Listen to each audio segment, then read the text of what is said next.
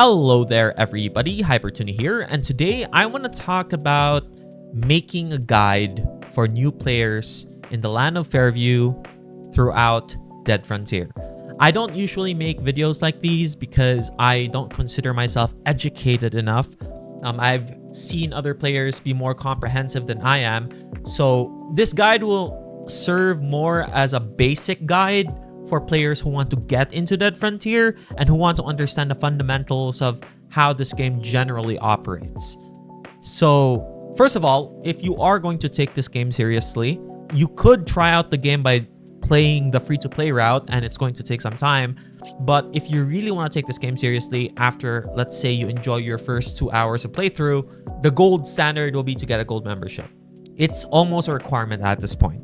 It doubles your experience gain, it doubles your loot find, and in a game built on grinding, this is very massive. Now, you don't have to open your wallet right away. There are ways to get gold membership for free. You can purchase 200 credits from the marketplace and then buy yourself a gold membership through the credit shop for 200 credits for 30 days. But you're looking at a $20 million investment because at the time of me talking about this, credits are roughly 9 to 10 mil per 100 credits. It will be very slow for you, but if you want to go the free-to-play route, it is achievable. However, I'm going to assume that you got the gold membership. So if you're gonna look for a free-to-play guide, this probably isn't the guide for you, but it is achievable. That's what I'm trying to say. It is achievable to get that goal. It will just take a really long period of time. Now, when you enter the game, you're probably going to be picking a profession, and this profession will determine your path on how you want to play passively in the world of Dead Frontier. So first of all, let's acknowledge RP professions. RP professions are XP boosting professions, and if you don't know what RP is, it means role-playing professions because they don't really give you specific benefits for your weapon proficiency or whatnot, but they do allow you to level up much quicker. Then there are also stat booster classes or professions which give you raw combat power. An example of this would be the athlete, which gives you a 15% speed boost permanently. There's also police officers, which give you a boost in terms of pistol and shotgun damage. And scavengers in general allow you to have more weapon or fine armor chance. Not to mention, you get fat stacks of ammo with a 75% more ammunition fine. There's also service professions, but these are for self-sufficiency for the most part. An engineer can repair armor, a doctor can prescribe medicine, and a chef can cook food. And you could sell these services to other players, but you're still gonna have to play the game a lot. You're gonna hear this from me. Majority of your income streams come from playing the game, not really selling your services. So I'm just giving you a heads up. I could be wrong for this, but that's how I basically understand the game. And there's also production professions which generate passive items every time you log in the game. The scientist can produce high quality medication or meds.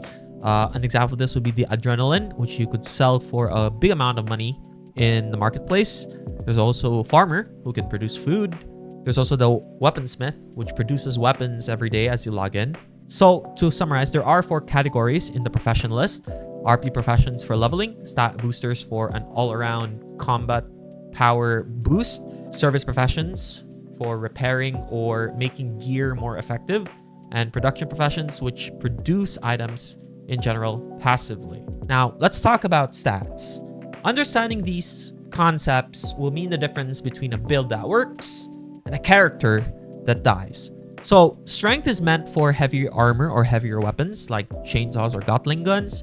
And if you didn't know, it also increases your melee damage, or I could be wrong about this, but before it used to be in the stat allocation of stealth, I do believe that they moved it to strength. So the higher your strength, the higher your damage in melee.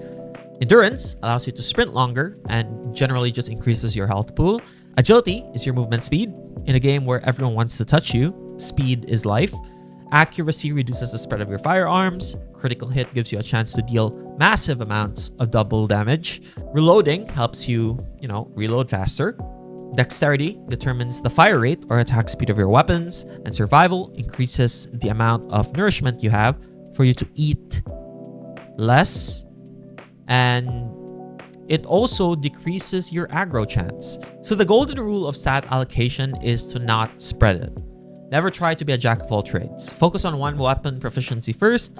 So if you want to use pistols, get pistols to 135 or 120, depending on what floats your boat, before touching anything else. And as for passive stats, agility is your first priority, at least in my opinion. Why you should aim to max agility first is because if zombies can't catch you, they can't kill you. And I know what you're gonna say. Why can't I just make my character buff? Like, why can't I just increase my endurance so that I can take more hits? Your endurance can only take so much. Your health pool can only take so much. And if you don't have armor, it's basically pointless because you'll still get 2-hit by high-level zombies, basically. So most of your damage absorption should come from your armor. And your health pool alone won't be enough, basically, is what I'm trying to say. And here's another pro tip. You actually get a free stat reset in case you mess up your stats at the beginning of the game. So save this when you're level 50. That way you can maximize the amount of proficiency points you can get. I need to let you know that after level 50, your stat allocation will decrease significantly. So you have to take note of that. Your first 1 to 50 levels is very important because that's where you get most of your stats. Now let's talk about making money in the game, because I think this is one of the most controversial things that I need to talk about. Now, if you're starting out and then you already got yourself a gold membership at the beginning of the game, there is something you should know. You could sell your credits right away, which gives you a 20 million head start. And this might be controversial, but 20 million is more than enough for you to get good gear up to level 50. And we're not talking about the best of the best gear. I'm talking about decent gear that you can get from the vendor. You don't really have to worry about money as often anymore if you sell the credits early on. So I would actually suggest, if you want to play fair or if you want to enjoy the game as it is without touching the credit shop or whatnot, just sell your credits in the marketplace. You get like a $20 million head start.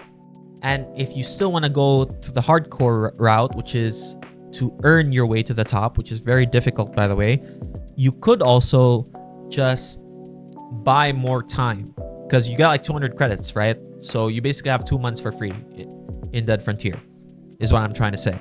Anyway, if you do choose to have the hardcore route, which is to not use your credits or just save it for like a better purpose, I guess, for other people, or you want to use it, don't underestimate the yard and don't underestimate the vendor. In the early game, you'll find a lot of junk, and most of the time you're gonna end up scrapping a lot of things.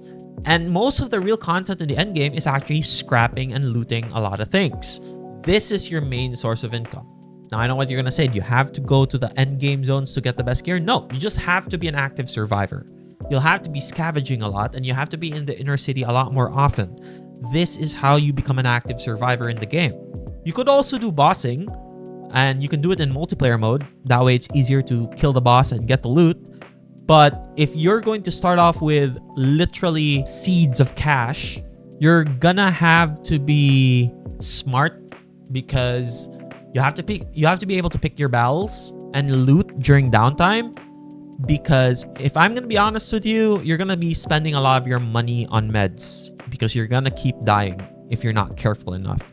What I'm trying to say is most of the money comes from the boring stuff. I know that sounds sad, but most of the money, I repeat, comes from the boring stuff, and that is being an active survivor, looting the inner city and just selling stuff in the marketplace or scrapping them all together in the yard. If you really think about it, looting is basically the backbone of Dead Frontier, which is realistic for a zombie apocalypse, not gonna lie. Now, there are also challenges which allow you to earn big sums of money plus big sums of XP. I do recommend that you check it in the left side of the starting screen when you first enter into Dead Frontier before entering the inner city. These challenges will give you big sums of cash.